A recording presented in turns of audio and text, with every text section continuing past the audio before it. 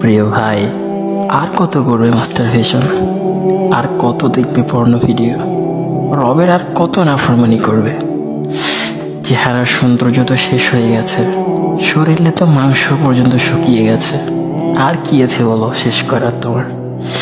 তুমি কি ভাবো রুমে তুমি একাই থাকো? হ্যাঁ, হতে পারে তুমি রুমে একাই, কিন্তু সাত আসমানের উপর থেকে একজন যে তোমার দিকে এক দৃষ্টিতে তাকিয়ে আছে, তাকে তুমি কি জবাব দেবে?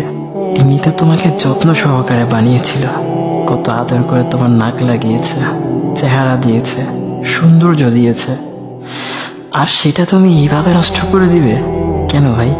তুমি কি ফিউচারে বিয়ে শাদী করবে না? তোমার কি ভবিষ্যৎ নেই? তাহলে কেন ওইভাবে নিজেকে ধ্বংস করে দিচ্ছ?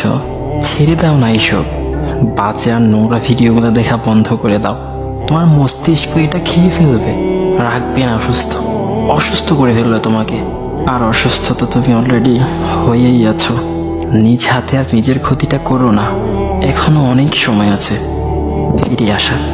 তাই বলছি, ফিরে এসো তোমার রবের দিকে।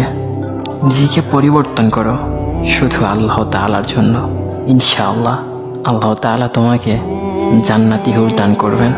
আমার কথায় কেউ রাগান্বিত হবেন না, কথা এমনই হয়, হতে পারে হয়তো আপনার থেকে খারাপ লাগতে পারে।